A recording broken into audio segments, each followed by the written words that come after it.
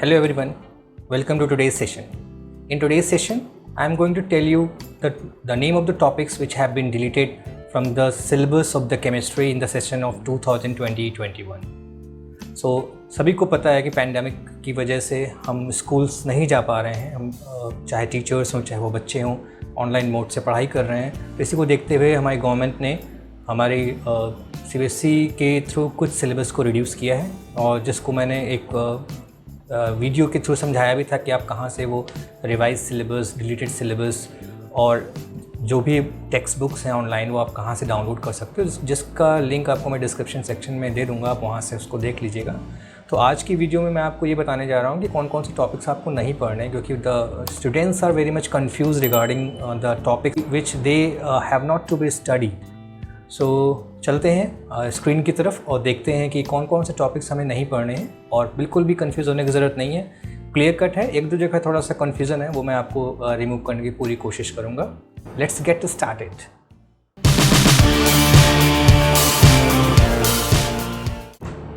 Okay, तो पहले तो बात करते हैं कि डिलीटेड चैप्टर्स जो हैं वो हमें, डिलीटेड टॉपिक्स जो हैं वो मैंने आपको यहाँ पे स्क्रीन के थ्रू दिखाया हुआ है। जैसे क्लास 12th है ये, और इसी तरह से इसको जब आप नीचे स्क्रॉल डाउन करोगे तो आपको सारे चैप्टर्स के हिसाब से मिल जाएगा कि कौन कौन से टॉपिक्स आपके डिलीटेड हैं। ओके, सिमिलरली मैंने एक और विंडो ओपन की हुई है जो रिवाइज सिलेबस की है, इसको भी आप नीचे स्क्रॉल डाउन करोगे क्योंकि जब आप डाउनलोड करोगे तो 11 12 दोनों साथ में ही आएगा। ठीक है, तो इसमें रिवाइज सिलेबस भी दिया हुआ है। तो आप कभी भी ये गलती ना करिएगा कि सिर्फ डिलीटेड टॉपिक्स देखा और आपने वो छोड़ दिया और रिवाइज को नहीं देखा, क्योंकि कई बार कई चैप्टर्स में ये भी है कि जो डिलीटेड में डिलीट किया हुआ नहीं है और मतलब रिवाइज सिलेबस में वो डिलीटेड है, उसमें नहीं दिखा रहा है, तो यहाँ पे कन्फ्यूजन क्रिएट होता है। तो इससे अच्छा है कि हम दोनों सिलेबस साथ में लेके चलेंगे और उसके बाद फिर हम इसकी स्टडी करेंगे। ओके, तो पहले हम बात करते हैं चैप्टर नंबर 1 की। तो जब चैप्टर नंबर 1 की बात करेंगे तो देखते हैं क्या क्या इसमें से डिलीटेड है। तो first of all electrical and magnetic properties, band theories of metals, conductors, semiconductors and insulators and NNP type semiconductors. तो बहुत क्लियरली मेंशन है। ये कहाँ पर है ये भी मैं आपको बता देता हूँ। ये आपको मिल जाएगा आपकी बुक के पेज नंबर 26 पे मिलेगा। ओके, तो आप जब आप पेज नंबर 26 पे जाओगे, बाकी सारी चीज़ें आपको पढ़नी है, बिल्कुल भी नहीं छोड़िएगा। बिल्कुल ये मत सोचिएगा कि अरे ये तो सिलेबस में है नहीं तो मैं इसको क्यों पढूं। तो ये पेज नंबर 26 है, यहाँ पे आपको इलेक्ट्रिकल प्रॉपर्टीज़ मिल रही है जिसमें आपको कंडक्टर्स के बारे में, ठीक है, ये बना किया गया नहीं पढ़ना है, इंसुलेटर्स नहीं पढ़ना है, सेमीकंडक्टर्स नहीं पढ़ना है। ओके, तो इस तरीके से ये टॉपिक्स नहीं पढ़ने हैं। और देन उसके बाद conduction of electricity in metals भी नहीं पढ़ना, क्योंकि इसी में बैंड थ्योरी के बारे में बताया गया। जैसे ये जो डायग्राम आपको दिखाई पड़ रहा है ये बैंड थ्योरी का डायग्राम है, ये आपको नहीं पढ़ना है। ठीक है, और उसके बाद फिर इलेक्ट्रॉन रिच इम्प्योरिटीज़ यानी कि डोपिंग है जो है ये भी हमें नहीं पढ़नी है। डोपिंग एक कॉन्सेप्ट है जिसमें हम सेमीकंडक्टर्स बनाते हैं, एक्सट्रिंसिक सेमीकंडक्टर्स, उसमें इम्प्योरिटीज़ को ऐड करके जिससे हम N type P type semiconductors बनाते हैं। तो ये सारे टॉपिक्स आपको नहीं पढ़ने हैं यहाँ शुरू से लेके यहाँ तक। देन मैग्नेटिक प्रॉपर्टी ये भी आपको नहीं पढ़नी है। और ये सारी की सारी चीज़ जो पॉइंट्स यहाँ लिखे हैं, पैरामैग्नेटिज्म हो चाहे डायमैग्नेटिज्म हो, चाहे फेरोमैग्नेटिज्म हो, चाहे एंटी फेरो हो और चाहे फेरी हो, कितने भी ये सारे पॉइंट्स, मतलब पेज नंबर 26 से आप शुरू करेंगे और पेज नंबर 30 तक ये चीज़ें आप नहीं पढ़ेंगे इन चैप्टर नंबर 1। ओके, तो ये तो हो गया हमारे चैप्टर नंबर 1 की बात। अब चलते हैं चैप्टर नंबर 2 में हमें क्या क्या चीज़ें नहीं पढ़नी है। तो चैप्टर 2 में फिर से डिलीटेड पोर्शन में आएंगे और देखेंगे abnormal molecular mass and want of factor. तो इसमें कंफ्यूज होने की बिल्कुल भी बात नहीं है, सीधे हम चलते हैं। एबनॉर्मल मोलर मास हमारा पेज नंबर 57 पे होगा। ये वो वाली बुक्स हैं जो मैंने बुक्स डाउनलोड की हैं NCERT की वेबसाइट से। ठीक है, हो सकता है आपके पास ओल्ड बुक्स हों तो वहाँ पर आप देख लीजिएगा कि कहाँ पर ये टॉपिक्स आ रहे हैं। मैं आपको टॉपिक भी यहाँ पे हाईलाइट करके बता रहा हूँ। ये जैसे एबनॉर्मल मोलर मास, ये टॉपिक आपको नहीं पढ़ने हैं। ठीक है, एबनॉर्मल मोलर मास, देन ये सारा जितना भी है इस शुरू से लेके जहाँ से मैंने आपको बताया एबनॉर्मल मोलर मास से लेते हुए वॉन्ट ऑफ फैक्टर, ये पूरे पेजेस यहाँ तक आपको नहीं पढ़ने। मतलब ये एग्जाम्पल्स भी उसी कैटेगरी में आएंगे, because these 2 examples are of that abnormal molar mass. तो पेज नंबर 60 तक आप नहीं पढ़ेंगे, पेज नंबर 57 से लेके पेज नंबर 60 तक आपको नहीं पढ़ना है चैप्टर नंबर 2 में।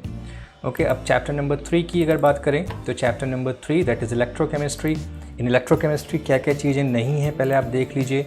लेड एसिड एक्यूमुलेटर सेल नहीं है, फ्यूल सेल नहीं है, कोरोजन भी नहीं है, लॉ ऑफ इलेक्ट्रोलिसिस जिसमें हम फैराडेज लॉ की बात करते हैं, then dry cell, electrolytic cells and galvanic sales.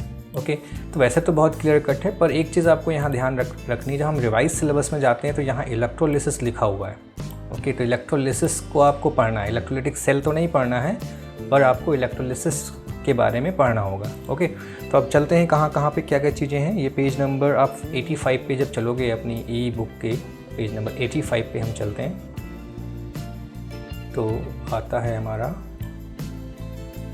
Page number 84 and then 85। Okay, तो electrolytic cells and electrolysis. Electrolysis आपको पढ़नी, मैंने आपको क्या बताया, रिवाइज सिलेबस में ये लिखा है। तो इलेक्ट्रोलिसिस की सिंपल सी डेफिनेशन है, वो कुछ है नहीं इसके अंदर आपको, लेकिन इलेक्ट्रोलिटिक सेल्स नहीं पढ़ने हैं, जिसमें ये पूरा फैराडेज लॉ भी नहीं पढ़ने, क्योंकि लॉज ऑफ इलेक्ट्रोलिसिस डिलीटेड है। अगर आप इस डिलीटेड सिलेबस में देखिए तो लॉज ऑफ इलेक्ट्रोलिसिस यहाँ से डिलीट कर दिया गया है। तो लॉ ऑफ इलेक्ट्रोलिसिस नहीं पढ़ेंगे। 2 लॉज हमको पढ़ाए जाते थे, first law and second law, दोनों ही नहीं पढ़ेंगे। इसके न्यूमेरिकल्स बहुत कॉमन थे, अक्सर पूछे जाते थे, जैसे एग्जाम्पल 3.10 ये बहुत कॉमन था, हम लोग पढ़ाते भी थे और बच्चों से एग्जाम में पूछे भी जाते थे, ये भी नहीं पढ़ना है।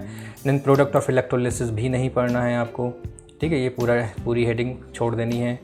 और देन बैटरीज़ की भी पूरी हेडिंग छोड़ देंगे, क्योंकि बैटरीज़ में ड्राई सेल्स है ना, ये प्राइमरी बैटरीज़ भी नहीं पढ़नी है आपको, इसमें ड्राई सेल आएगा, देन मरकरी सेल आएगा, ये मरकरी सेल है, इससे पहले वाला ड्राई सेल था, ठीक है। और उसके बाद सेकेंडरी बैटरीज़ में आता है लेड एसिड एक्यूमुलेटर, ये वाला सेल, ये बैटरी जो हमारे इन्वर्टर्स में होती है। फिर ये आपके निकल कैडमियम, ये भी नहीं पढ़नी है। Fuel cell is also just deleted from our syllabus, ये फ्यूल सेल का डायग्राम, इसको भी नहीं पढ़ना है। And corrosion is also deleted. तो ये सारे टॉपिक्स हमारे इलेक्ट्रोकेमिस्ट्री से डिलीटेड हैं। अच्छा खासा अमाउंट इलेक्ट्रोकेमिस्ट्री से डिलीट कर दिया गया है।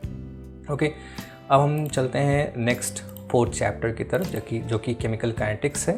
तो केमिकल काइनेटिक्स में देखिए, concept of collision theory, elementary idea, no mathematical treatment, activation energy, Arrhenius equation. So इसमें भी थोड़ा सा आपको फोकस रखना है एक चीज़ का, कि जब हम इस चैप्टर को आगे बढ़ाते हैं तो मैंने एक्चुअली पहले से इसमें पेज नंबर्स नोट कर रखे हैं, और उसके हिसाब से अगर मैं बताऊं तो आप चलिए आगे और सीधे हम टेम्परेचर डिपेंडेंस की हेडिंग पे आएंगे।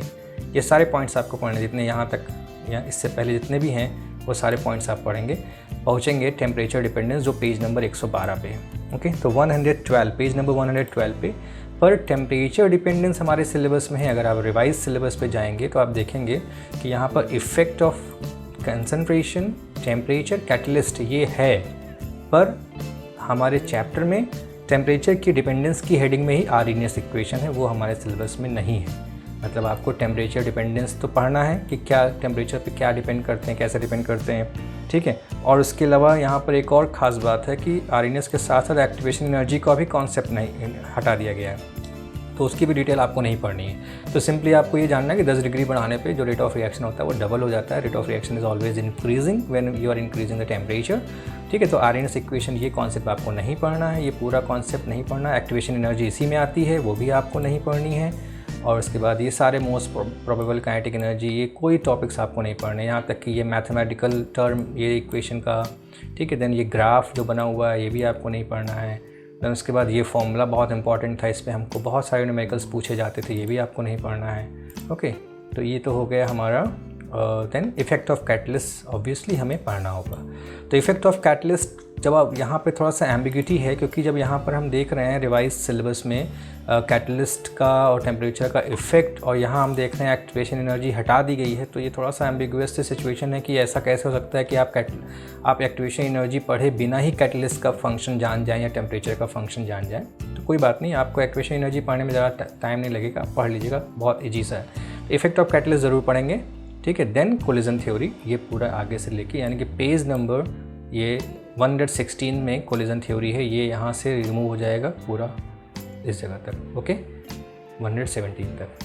तो ये तो हो गया पेज नंबर, ये चैप्टर नंबर 4 की बात। चैप्टर नंबर 4 समझ में आ गया होगा, मुझे लगता है आपको क्या क्या पढ़ना है, क्या क्या नहीं पढ़ना है, ठीक है। तो यानी टेम्परेचर, यानी पेज नंबर 112 पे आप चलेंगे, और पेज नंबर 112 से सारी चीज़ें आप नहीं पढ़ेंगे, सिर्फ आपको टेम्परेचर का इफ़ेक्ट और इफ़ेक्ट ऑफ कैटलिस्ट पढ़ना है, जिसके लिए एक्टिवेशन एनर्जी ऑब्वियसली पढ़नी पड़ेगी, लेकिन हमारे सिलेबस में वो डिलीटेड भी है। तो आप एक लाइन की डेफिनेशन है, मुश्किल से 2-4 लाइन का एक्सप्लेनेशन है, आप उसको समझ लीजिएगा। ओके, अब हम चलते हैं 5th चैप्टर की तरफ, जो कि हमारा सरफेस केमिस्ट्री का चैप्टर है। ओके, तो surface chemistry, it is the surface 5th chapter of the book, और इसमें अगर मैं कहूँ तो कौन कौन से चैप्टर डिलीटेड हैं, कौन कौन से टॉपिक डिलीटेड हैं। इमल्शन डिलीटेड है, types of emulsion, then catalysis deleted है जितने भी तरह की है, और एंजाइम कैटालिसिस भी डिलीटेड है। ये सारे टॉपिक्स डिलीटेड हैं। तो चलते हैं देखते हैं कहाँ कहाँ पे ये हैं सरफेस केमिस्ट्री में। तो सबसे पहले तो हम बताते हैं आपको, पेज नंबर 129 पे चलेंगे। Page number 129, page number 129, okay. तो ये आ गया हमारा पेज नंबर 129, ओके। तो पेज नंबर 129 पे है कैटालिसिस। तो इस कैटालिसिस की हेडिंग को आपको नहीं पढ़ना है। ये कैटालिसिस यहाँ से शुरू हो रही है और होमोजेनस कैटालिसिस तक जा रही है, okay. Homogeneous catalysis, heterogeneous catalysis, then उसके बाद है adsorption theory of heterogeneous catalysis, then उसके बाद ये सारी चीज़ें, सेलेक्टिविटी एंड एक्टिविटी, ये भी आपको नहीं पढ़नी, ये भी हमारे डिलीटेड सिलेबस में लिखा हुआ है। देन उसके बाद सेफ सिलेक्टिव कैटालिसिस भी हमारे सिलेबस से हटा दिया गया है। एंजाइम कैटालिसिस भी हमारे सिलेबस से हट चुका है, ओके। तो पेज नंबर 100 हमने कहाँ शुरू किया था, 129 से शुरू किया था, और हम पेज नंबर 135 तक चलते जाएंगे। ये चीज़ें हमें नहीं पढ़नी यहाँ तक, ठीक है। फिर उसके बाद आता है इमल्शन। ये है, ये बाकी कोलाइड्स से आपका सारा टॉपिक्स है, कोलाइड्स से सारे टॉपिक्स आपको पढ़ने हैं, ठीक है। ये कोलाइड्स पूरा पढ़ना होगा आपको। ये सारे पॉइंट्स बहुत इंपॉर्टेंट हैं, इसको ज़रूर पढ़िएगा। बहुत थ्योरेटिकल चैप्टर है, एग्ज़ाम में बहुत आसानी से इसके आंसर हम कर लेते हैं। अब आता है इमल्शन, जो हमारा पेज नंबर 145 पे, पेज नंबर 145 पे है इमल्शन, ओके। तो ये हमें नहीं पढ़ना है, दिस हेडिंग इज़ डिलीटेड। तो कोलाइड्स अराउंड अस, तो आपको एग्जाम्पल्स हैं, उनको आप पढ़ लीजिएगा, ये तो है हमारे सिलेबस में, पर इमल्शन नहीं है, ठीक है। तो सरफेस केमिस्ट्री मैंने आपसे क्या बताया, पेज नंबर 129 से पेज नंबर 135 तक सारी चीज़ें आप डिलीट कर देंगे, नहीं पढ़ेंगे। देन पेज नंबर 145 पे इमल्शन है, ये भी आप नहीं पढ़ेंगे, ठीक है। अब चलते हैं चैप्टर नंबर 6 की तरफ, और 6 का नाम है general principles and process of isolation of elements, जो पूरी तरह से डिलीटेड है। तो इसको बिल्कुल भी पढ़ने की ज़रूरत नहीं है, आपको इसमें टाइम वेस्ट करने की ज़रूरत नहीं है। अब आते हैं 7th चैप्टर पे, जो कि है पी ब्लॉक एलिमेंट, ओके। तो पी ब्लॉक एलिमेंट जो है हमारा, वो थोड़ा सा इंटरेस्टिंग इसलिए बन जाता है क्योंकि इसमें बहुत सारे कॉन्सेप्ट्स हैं, रीजनिंग क्वेश्चंस बहुत सारे हैं। पहले देखते हैं क्या क्या चीज़ें डिलीटेड है। तो है preparation and properties of phosphine, यानी कि फॉस्फोरस का कंपाउंड है। देन सल्फर का सल्फ्यूरिक एसिड भी डिलीटेड है। लेकिन एक बात ध्यान रखिए, जब हम रिवाइज सिलेबस में जाएंगे तो हम देखेंगे कि सल्फ्यूरिक एसिड का यहाँ पर प्रॉपर्टीज़ और यूजेस हैं। तो पूरी सल्फ्यूरिक एसिड आपको डिलीट नहीं करनी है आपकी स्टडी में, ओके। तो इस तरीके से हम डिलीटेड पोर्शन की जब बात कर रहे हैं, तो ऑक्साइड्स ऑफ नाइट्रोजन भी नहीं पढ़ना है, इसका स्ट्रक्चर्स ऑक्साइड्स ऑफ नाइट्रोजन में स्ट्रक्चर्स नहीं पढ़ना है, पर प्रिपरेशन इसका पढ़ना है। देन फॉस्फोरस के सारे इलेक्ट्रॉपिक फॉर्म्स नहीं पढ़ेंगे, उसके कंपाउंड्स नहीं पढ़ेंगे, उसके हैलाइड्स और जो ये सारी चीज़ें हमें नहीं पढ़नी। तो देखते हैं कौन सी चीज़ें कहाँ पे हैं। सबसे पहले तो पेज नंबर 178 पे हम चलेंगे, जो कि मैंने पहले से इसको नोट कर लिया है आपको समझाने के लिए, जो आप आसानी से समझ जाइए। पेज नंबर 178 की बात करें अगर, तो है पेज नंबर 178 में ऑक्साइड्स ऑफ नाइट्रोजन, ओके। तो ये है पेज नंबर 178। तो स्ट्रक्चर आपके सिलेबस से रिमूव है, ये सारे स्ट्रक्चर जो हैं ये आपके सिलेबस से रिमूव है, बट प्रिपरेशन नहीं रिमूव है, ठीक है। तो आपको ध्यान रखना है, प्रिपरेशन जो ये वाली जो टेबल है ये आपको पढ़नी है, ये सारी टेबल पढ़नी है, ठीक है। देन उसके बाद ये तो हो गया पेज नंबर 178 की बात। अब हम आपको बताते हैं पेज नंबर 180 पे चलेंगे। नाइट्रिक एसिड है हमारे सिलेबस में। देन उसके बाद ब्राउनिंग टेस्ट काफ़ी इंपॉर्टेंट है। ये फॉस्फोरस एलोटॉपिक फॉर्म्स ये हमारे सिलेबस से रिमूव्ड है, पेज नंबर 180, ठीक है। यहाँ से लेके ये पूरा red phosphorus, black phosphorus, white phosphorus, then phosphine is also just deleted from the syllabus. Then उसके बाद आता है हमारा ये भी फॉस्फोरस हैलाइड भी हमारी जो है डिलीट हो चुकी है, चाहे वो PCl3 हो चाहे वो PCl5 हो। इसका स्ट्रक्चर भी कई बार पूछा था, एग्ज़ाम में पूछा हुआ है, ये भी नहीं पूछा जाएगा आपसे। और then oxo acids of phosphorus ये भी हमारे सिलेबस से डिलीटेड है। तो इतने टॉपिक्स जो हैं ये हमारे सिलेबस से नाइट्रोजन फैमिली के डिलीटेड है, ठीक है। तो ये तो हो गया 100 कहाँ तक हम आ गए, 185 तक आ गए, ठीक है। ये 180 से शुरू किया हमने, 185 तक नहीं पढ़ना है, ये पढ़ना है, ग्रुप 16 पढ़नी है। ग्रुप 16 में भी हमें क्या चीज़ नहीं पढ़नी, सिर्फ सल्फ्यूरिक एसिड का हमें प्रिपरेशन जो कि पेज नंबर 195 पे है वो आपको नहीं पढ़ना है। कॉमर्शियल प्रोडक्शन है जिसमें हमें वैनेडियम पेंटाऑक्साइड का क्वेश्चन पूछा जाता था, पेज नंबर 95,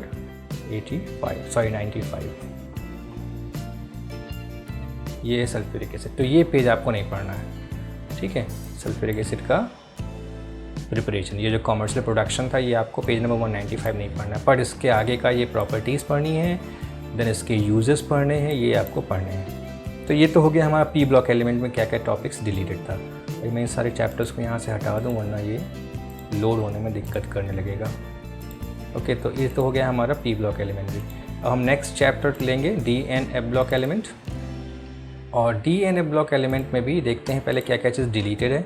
तो chemical reactivity of lanthanoids deleted है, एक्टिनॉइड्स पूरी तरह से डिलीट कर दिया गया है, उसको आपको नहीं पढ़ना है। और KMnO4 पोटेशियम डाइक्रोमेट का ये preparation and properties, the most important topic of the chapter इस जो कि डिलीटेड है, और सबसे ज़्यादा क्वेश्चन पूछे जाते थे, वो अब है ही नहीं इस चैप्टर में, तो आपके लिए और आसान हो गया इसको पढ़ना। ठीक है, तो चलते हैं, देखते हैं कहाँ कहाँ पर ये है जो जिसको हमें नहीं पढ़ना है। तो पेज नंबर हम चलेंगे 231 पे, पहले पेज नंबर 231 पे देखते हैं क्या क्या है। तो ये हो गया हमारा पेज नंबर 231। ओके, ये ऑक्साइड्स एंड ऑक्सो एनायंस, क्योंकि डिलीटेड पोर्शन में क्या लिखा है, पोटेशियम परमैंगनेट, पोटेशियम डाइक्रोमेट, तो these are the oxo anions actually, potassium dichromate radical and permanganate radical. तो ये पोटेशियम डाइक्रोमेट है, ये नहीं पढ़ना है, इसकी कोई हेडिंग नहीं पढ़नी है आपको, ना प्रिपरेशन, ना प्रॉपर्टीज़, ना इंटरकन्वर्टिबल नेचर, ये इंटरकन्वर्टिबल नेचर था, ये भी नहीं पढ़ना है, पोटेशियम परमैंगनेट भी नहीं पढ़ना है, ठीक है। और ये सारे रिएक्शंस नहीं पढ़ेंगे आप, यानी ये पूरा जिस पेज से मैंने आपको बताया है, पेज नंबर 231 से लेकर 233 तक आपको बिल्कुल नहीं पढ़ना है, ठीक है। उसके बाद आती है, सॉरी 233 नहीं, 234 का ये पेज, ओके, यहाँ तक का, इस हेडिंग तक का, यूजेस तक का नहीं पढ़ना है, क्योंकि उसके बाद इस पेज पे आ जाता है इनर ट्रांजिशन एलिमेंट, जो आपको शुरू करना है। लैंथेनॉइड से पढ़ेंगे, लैंथेनॉइड आ जाएगा, देन उसके ऑक्सीडेशन स्टेट्स भी आ जाएंगी, ओके। और इसमें लैंथेनॉइड में हम पेज नंबर 237, क्योंकि इसमें केमिकल रिएक्टिविटी के बारे में कहा गया है कि लैंथेनॉइड्स की बाकी चीज़ें आपको पढ़ना है, पर ये जहाँ से हेडिंग शुरू हो रही है, पेज नंबर आपका है 237। 237 से आपको चीज़ें नहीं पढ़नी, क्योंकि उसके बाद यहाँ पे केमिकल रिएक्टिविटी है, उसके बाद एक्टिनॉइड्स हैं, एक्टिनॉइड्स की स्टडी बिल्कुल नहीं करनी है। आप थोड़ा बहुत इसमें जान जाइएगा कि इसका इलेक्ट्रॉनिक कॉन्फ़िगरेशन क्या होता है, बाकी चीज़ें इसमें से डिलीटेड हैं, ओके। एक्टिनॉइड्स में इलेक्ट्रॉनिक कॉन्फ़िगरेशन भी डिलीटेड है, देन ऑक्सीडेशन स्टेट, कंपैरिजन, ये सब सारी चीज़ें इसमें से हमारे नए सिलेबस जो 2020-21 का है उसमें से डिलीटेड है। उसके बाद लास्ट में हमारा आता है सम एप्लीकेशन, ये आपको पढ़ लेना है, ओके। तो एप्लीकेशन है, एप्लीकेशन को पढ़ लीजिएगा तो समझ में आ गया होगा। मुझे लगता है इसमें क्या क्या, पेज नंबर 231 से पेज नंबर 233 तक नहीं पढ़ना है, देन पेज नंबर 237 से 239 तक नहीं पढ़ना है, ठीक है। तो अब हम चलते हैं नेक्स्ट चैप्टर की तरफ, चैप्टर नंबर 9, जो कि है हमारा कोऑर्डिनेशन कंपाउंड्स। कोऑर्डिनेशन कंपाउंड में देखते हैं क्या क्या चीज़ डिलीटेड है। Structure and stereo isomerism, importance of coordination compounds, okay. अब इसमें भी थोड़ा सा मैं आपको एक चीज़ बताना चाहूँगा, क्योंकि वैसे चलो दिखा देता हूँ क्या क्या चीज़ नहीं है। तो पेज नंबर चलते हैं पहले हम पेज नंबर 251 पे, जहाँ पे हमको आइसोमरिज्म मिलेगी, page number 251, okay. This is page number 251, और यहाँ पर आपको मिल रही है आइसोमरिज्म।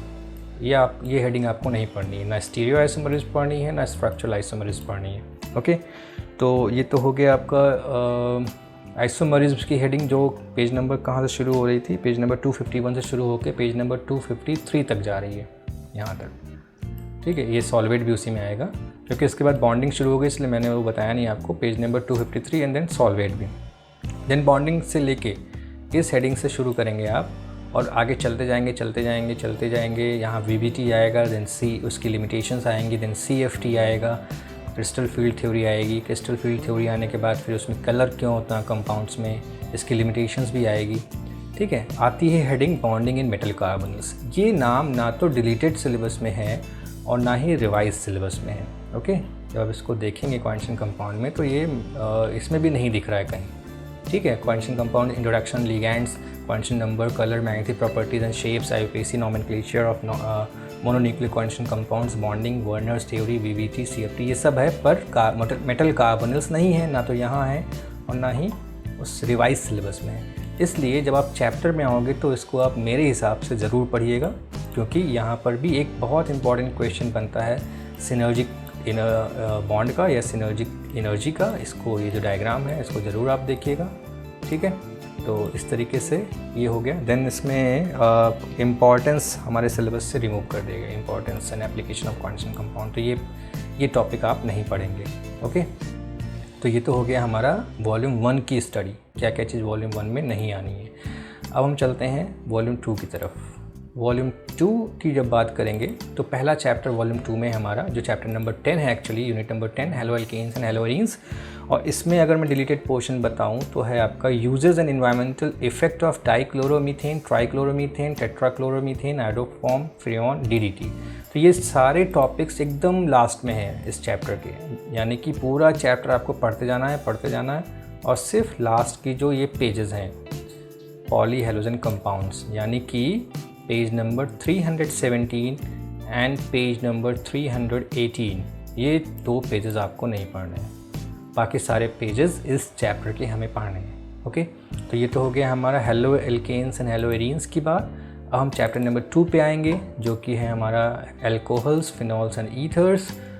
तो इसमें हमें uses with special reference to methanol and ethanol, तो ये भी बहुत छोटा सा टॉपिक है, 1 पेज का टॉपिक है, बाकी सारा है हमारे सिलेबस में, यानी ऑर्गेनिक में बहुत कम डिलीशन हुआ है हमारे सिलेबस में, और ये हमें मिलेगा पेज नंबर 344 पे, page number 344, okay, page number 344 ऊपर निकल गया।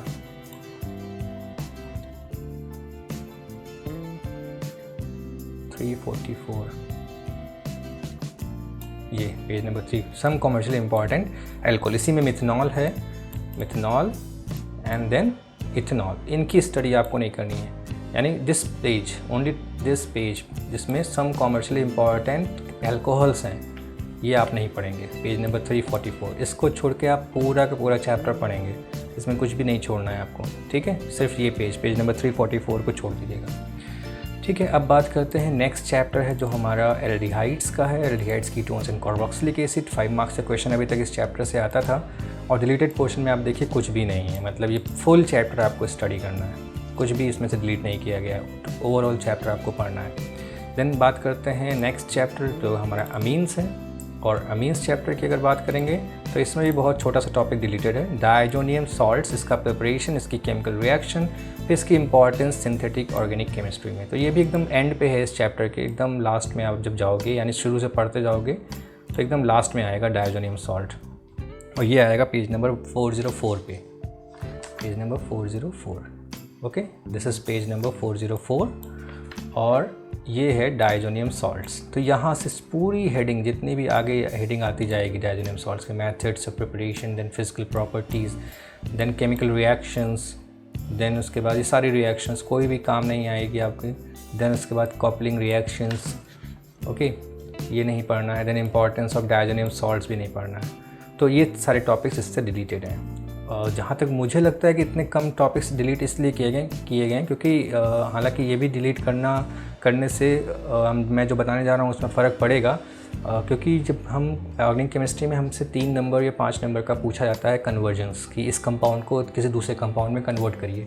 तो जब कन्वर्जन हमसे पूछा जाता है तो कन्वर्जन में हमें बहुत सारे रिएजेंट्स का इस्तेमाल करना पड़ता है, बहुत सारे कॉन्सेप्ट का इस्तेमाल करना पड़ता है, इसीलिए बहुत कम टॉपिक्स मुझे लगता है यहाँ से डिलीट इसीलिए किए गए हैं, जिससे कि कन्वर्जन्स हैं या डिस्टिंग्विशिंग टेस्ट हैं जिनको करने में आपको कोई दिक्कत ना हो, ठीक है। तो ये तो हो गया हमारा अमीन्स चैप्टर भी। अब हम बात करते हैं अमीन्स के बाद बायोमोलिक्यूल्स की, नेक्स्ट चैप्टर। तो बायोमोलिक्यूल्स में भी देखते हैं क्या क्या डिलीटेड है। बायोमोलिक्यूल्स में ओलिगोसेक्राइड्स मींस जो जितने भी डाइसेक्राइड्स हैं वो सारे, पॉलीसेक्राइड्स सारे, starch, cellulose, glycogen, then importance of carbohydrates, then vitamins, इसका classification, functions, then enzymes, then hormones, elementary idea excluding structure, okay. तो चलिए देखते हैं कहाँ कहाँ पे है ये। तो ये आप सीधे चलिए 417 पेज पे, पेज नंबर 417। तो ये आ गया हमारा पेज नंबर 470, जिसको ओलिगोसेक्राइड लिखा था actually, that is here it is disaccharide, heading is disaccharide, जिसमें सुक्रोज है, ये नहीं पढ़ना है ना, देन माल्टोज नहीं पढ़ना है, देन लैक्टोज भी नहीं पढ़ना है, पॉलीसेक्राइड्स भी नहीं पढ़ना है आपको, ठीक है, ये हेडिंग भी नहीं पढ़ना है। तो पेज नंबर 417 से हम शुरू कर रहे हैं, और पेज नंबर ये देखिए सेलुलोज भी नहीं पढ़ना है, ग्लाइकोजन भी नहीं पढ़ना है, इससे पहले स्टार्च था वो भी नहीं पढ़ना है, और इंपॉर्टेंस ऑफ कार्बोहाइड्रेट्स भी नहीं पढ़ना है। मतलब पेज नंबर 119 तक नहीं पढ़ेंगे, 417 से 419 पेज तक आपको नहीं पढ़ना है। देन प्रोटीन्स पढ़नी है, टोटल हेडिंग प्रोटीन्स की पढ़ेंगे हम, प्रोटीन यहाँ से शुरू हो रहा है।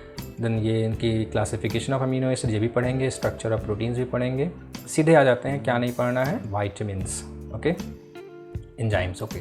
तो एंजाइम्स आपको नहीं पढ़ना, बिकॉज एंजाइम जो है पेज नंबर 430 है शायद, ये सॉरी पेज नंबर 425, यहाँ से ये चीज़ें डिलीटेड हैं, ओके। एंजाइम्स, देन वाइटामिन्स भी डिलीटेड है, और वाइटामिन्स की क्लासिफिकेशन भी डिलीटेड है। देन ये टेबल भी नहीं पढ़नी है आपको। न्यूक्लिक एसिड आपको पढ़नी है, ओके। न्यूक्लिक एसिड पूरा हमारे सिलेबस में, तो यानी कि पेज नंबर 425 एंड 426 नहीं पढ़ेंगे, पेज नंबर 427 पढ़ेंगे पूरा, पेज नंबर 478 भी पूरा पढ़ेंगे, 9 भी पूरा पढ़ेंगे, और आ जाती है बात आपकी हार्मोन्स पे, ये आप नहीं पढ़ेंगे, ठीक है। Last page 430, page number 430 and 431 ये आपको नहीं पढ़ना है, ठीक है। क्वेश्चंस पढ़ने लगाएंगे, ये जो इंडेक्स क्वेश्चन है तो आपको लगाना है, जैसे विटामिन सी वाला नहीं लगाना है, बाकी ये दोनों तो आपको लगाना ही पड़ेंगे। तो ये तो हो गया बायोमोलिक्यूल्स की बात, कि बायोमोलिक्यूल्स में हमें क्या नहीं पढ़ना है। अब हम बात करते हैं नेक्स्ट चैप्टर जो कि है पॉलीमर्स। चलते हैं, देखते हैं क्या है पॉलीमर्स में। पूरी तरह से डिलीटेड, नहीं पढ़ना है। Then chemistry in everyday life, ये भी आपको नहीं पढ़ना, जो कि हमारा अभी तक का लास्ट चैप्टर हुआ करता था। तो ये सारे चैप्टर्स पूरी डिटेल्स मैंने आपको बता दी कि आपको क्या पढ़ना है क्या नहीं पढ़ना है। आई होप समझ में आया होगा, बहुत सारी प्रॉब्लम्स आपकी रिमूव हो गई होगी। थोड़ा सा कन्फ्यूज़न अगर हुआ होगा तो आप कमेंट सेक्शन में पूछिएगा, मैं आपको बताऊंगा। अदरवाइज़ सारी इन्फॉर्मेशन मैंने आपको इस पूरी की पूरी वीडियो में दी है कि आप क्या क्या चीज़ नहीं पढ़ेंगे, ओके। तो all the best for your examination, bye bye.